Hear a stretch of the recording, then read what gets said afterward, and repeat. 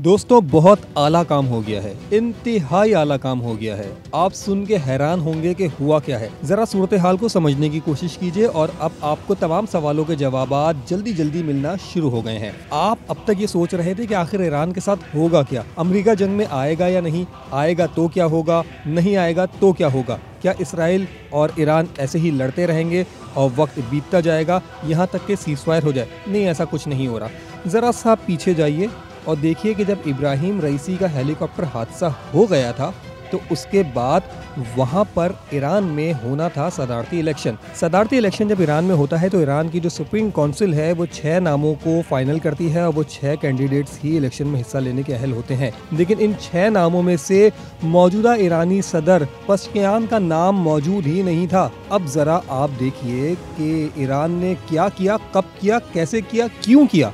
یہ ساری چیزیں جو ہو رہی تھیں اس میں سپریم لیڈر کی ذہانت کو ذرا آپ سمجھنے کی کوشش کیجئے، اور اب جو میں آپ کو بتانے جا رہا ہوں اب آپ کڑی سے کڑی کو ملا لیجئے گا۔ جب وہ الیکشن ہوا تھا نا، صدارتی الیکشن، اس وقت یہ جو موجودہ صدر ہیں ان کا نام ان 6 فائنل کینڈیڈیٹس میں تھا ہی نہیں جنہوں نے الیکشن لڑنا تھا، لیکن اس کے بعد وہاں پہ سپریم کونسل کے اجلاس ہوئے، دیگر معاملات ہوئے، کیا سوچا کیا سمجھا، ان کے نام کو شامل کیا، انہیں الیکشن لڑنے کی اجازت دی۔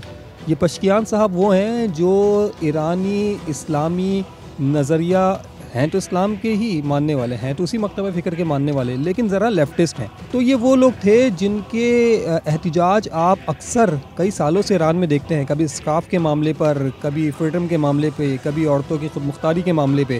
تو اگر اب اسرائیل یا ویسٹ کی کنٹریز ایران میں رجیم چینج کرنے جا رہے تھے تو یہ رجیم چینج اس لیے ناکام ہو گیا ہے کیونکہ صدارتی انتخابات کے وقت خامنئی صاحب نے یہ بڑا کام پہلے ہی کر دیا تھا۔ اب آپ کو کچھ سمجھ میں آ رہا ہے؟ اب آپ دیکھیں کہ ہونے کیا جا رہا ہے۔ اسرائیل کو پتا تھا، امریکہ کو بھی پتا تھا کہ ایران ڈرون ٹیکنالوجی میں بہت آگے ہے۔ اس کو یہ بھی پتا تھا کہ اس کے پاس بہت الگ الگ فتح 1 رینج، فتح 2 اور دیگر missile, ballistic missile, super sonic missile موجود ہیں۔ ان کی انٹیلیجنس کو یہ بھی پتا ہوگا کہ ایران نے جب اپنی پراکسیز کے ساتھ اسرائیل کے خلاف لڑائی کی تھی تو اس کو رشیا کی اور دیگر ممالک کی سپورٹ بھی حاصل تھی۔ ان ممالک کو، امریکہ، اسرائیل کو یہ بھی پتا تھا کہ شام کی زمین سے کس طرح سے ہتھیار جاتے تھے، کس طرح سے گولان کی پہاڑیوں تک پہنچتے تھے، کس طرح سے لبنان سے فائر ہوتے تھے، کس طرح سے تل ابیب پہ لگتے تھے، یہ سب کچھ پتا تھا۔ اس کے باوجود یہ جنگ میں اس لیے گئے تھے کیونکہ انہیں رجیم چینج کرنا تھا۔ اب ذرا آئیڈیا لگائیں کہ رجیم چینج کرنے کے لیے جانے والوں کو جو اتنے زیادہ اندرونی جاسوس کا سہارا بھی موجود تھا جو آپ نے ایران کے اندر دیکھا،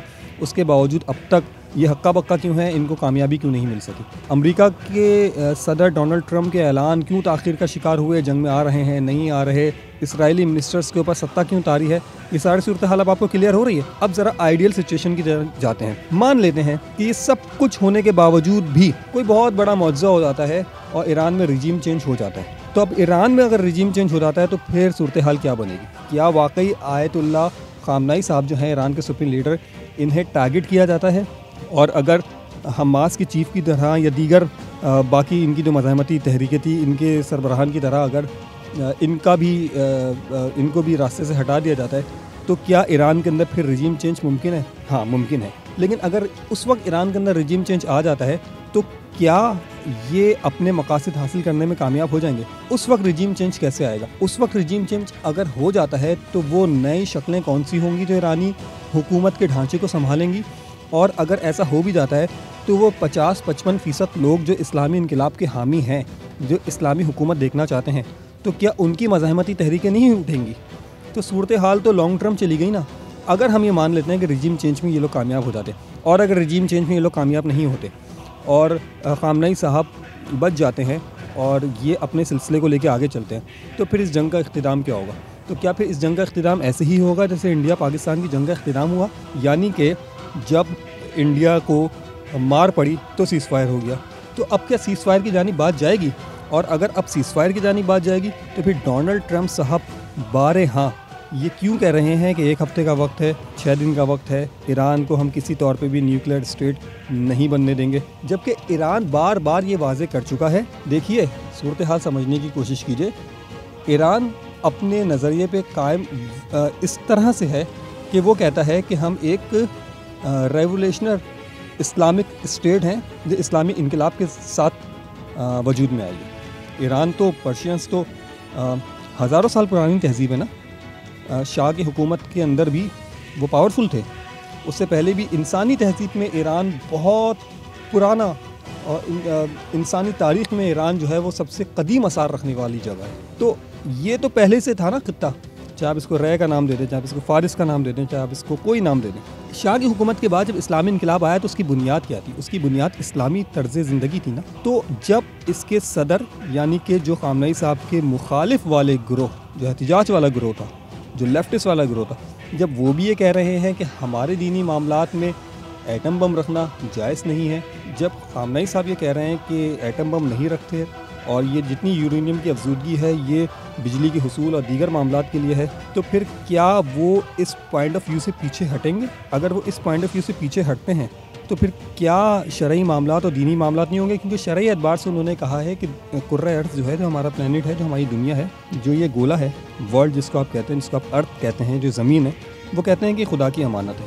نیوکلیئر اسٹرائک اگر ہوتی ہے خدا نخواستہ کہیں پر بھی، جو ماضی میں آپ نے دیکھی کہ امریکہ کی جانب سے جو جاپان میں ہوئی تھی، تو اس کے اثرات کئی سالوں تک رہتے ہیں نا، صدیوں تک بھی رہتے ہیں. تو یہ کہتے ہیں کہ ان کا مذہبی پوائنٹ آف ویو یہ ہے کہ اگر کبھی کہیں پر خدا نخواستہ ان فیوچر کوئی نیوکلیئر اسٹرائک ہوتی ہے، کوئی ایٹمی دھماکہ ہوتا ہے، تو اس سے اللہ کی اس زمین کو نقصان پہنچے گا اور اس کے رہنے والوں کو نقصان پہنچے گا، انسانیت کو نقصان پہنچے گا، حیوانوں کو نقصان پہنچے گا، پرندوں کو نقصان پہنچے گا، زیر زمین معدنیات کو نقصان پہنچے گا، زیر آب مخلوقات کو نقصان پہنچے گا. تو شرعی اعتبار سے یہ جائز نہیں ہے. تو جب وہ کہہ رہے ہیں کہ شرعی اعتبار سے وہ جائز نہیں ہے، تو پھر وہ اپنے اس پوائنٹ آف ویو سے پیچھے کیسے ہٹیں گے؟ جبکہ وہ یہ بھی کہتے ہیں کہ ان کے ملک کے اندر اسلامی انقلاب کے تحت ایک اسلامی طرز حکومت موجود ہے.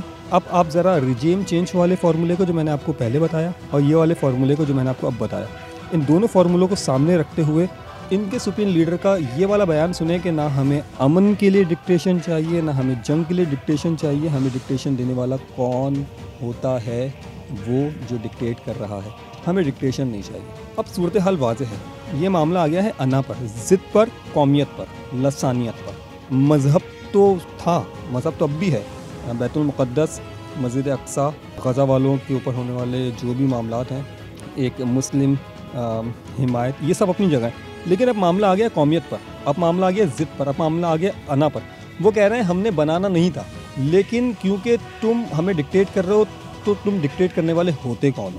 یہ کہہ رہے ہیں کہ ہم تمہیں بنانے نہیں دیں گے. اب شرارت اصل میں ہے کہاں، یہ فیصلہ آپ پر ہے. اب آپ ذرا ان سارے معاملات کو دیکھ لیجئے، لیکن یہ بات یاد رکھیے گا، یہ ریجیم چینج والا معاملہ جو ہے نا، یہ تو ابراہیم رئیسی کے حادثے کے بعد جب الیکشن کے اندر پشکیان صاحب کو اجازت ملی نا الیکشن لڑنے کی، یہ تو وہیں سارٹ آؤٹ کر دیا تھا.